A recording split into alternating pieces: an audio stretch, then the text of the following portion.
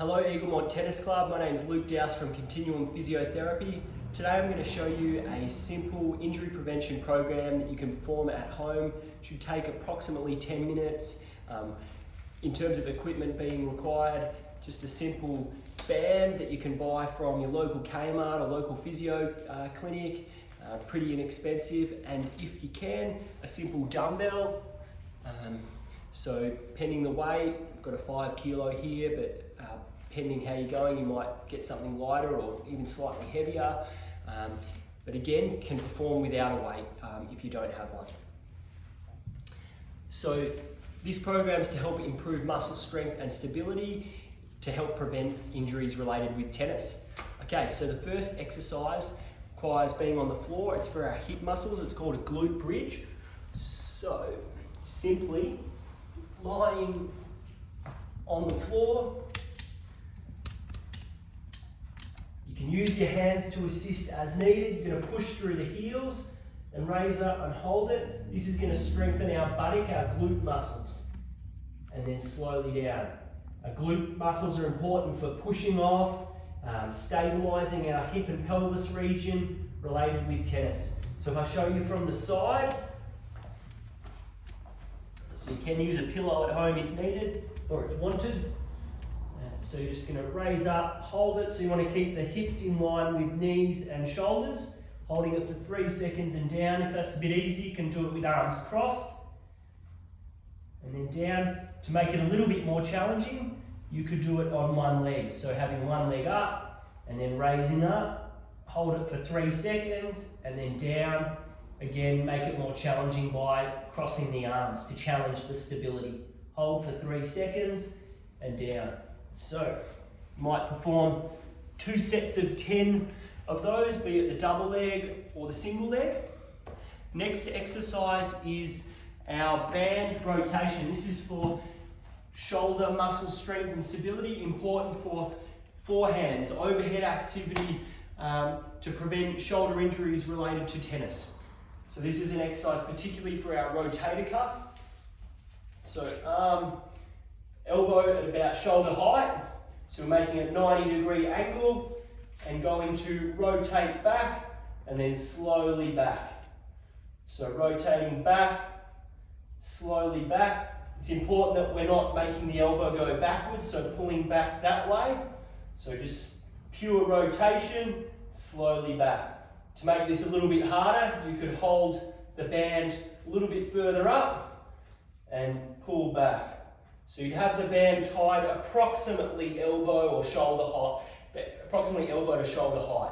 So again, just pulling back and slowly down. So, and then you'd repeat the other side. So you might perform out 2 sets of 10, 2 to 3 sets of 10 for that exercise, for a light to moderate resistance band.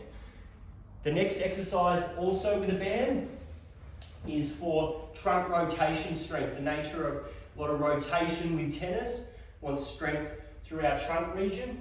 So the band might be tied to approximately belly button height and going to be in a quarter squat position and going to rotate the trunk away from the direction that the band is attached. So you might perform 10 of these, slowly back, and then swapping sides. So again, you'd be in this position, quarter squat position, rotating. So rotating from our mid-back. Don't want excessive hip rotation, hip lumbar rotation, just from the mid-back. So just feeling that gentle pull around the mid-back, and just rotating, and then slowly back. So again, 2 to 3 sets of 10 repetitions for that exercise. The next is calf strength, really important in terms of pushing off, prevention of calf injuries related to tennis. So you might start off with a double leg calf raise, so just raising up on both toes, slowly down, and I'll show you from behind. So you might hold on when you do this. So just raising up, slowly down. Pull this out so you can see. So it's important that we're pushing through the big toes. A lot of people incorrectly perform this exercise by having their heels turn out. If I show you excessively there, So just pushing through the big toes, hold it for 2 or 3 seconds, slowly down. If that's a bit easy, you can try it on one leg. So raising up, slowly down. So pushing through the big toe, raising up, slowly down. So again, might perform approximately the 10 repetition mark, be it double leg or single leg, 2 to 3 sets. Lastly, I'm going to go through a squat movement. So the first variation is, this is really good for thigh, glute muscle strength. So if we do it body weight first, so hands are just up, squatting down, keeping the chest up, then coming back up. So just squatting down and back up. If that's a bit comfortable, a bit easy, can try it holding a weight. Recommend in this goblet squat position where the hands are under the top of the dumbbell. Keep the dumbbell close to your chest, chest up. So squatting down, keeping the chest up, and then coming back up. So you might, this is a 5 kilo weight, whether it's sort of the 4 to 5 kilos up to potentially 10-ish kilos, depending how you're going with that. If that's a bit comfortable or you don't have a weight,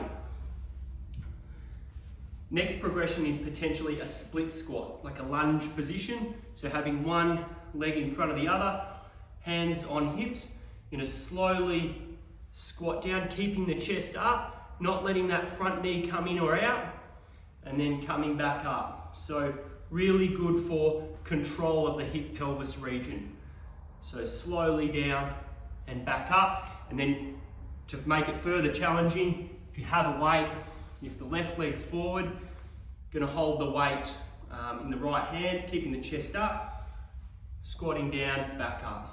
So controlling it down and up, and then you'd swap sides. Again, aim for the 10 repetition mark, 2 to 3 sets.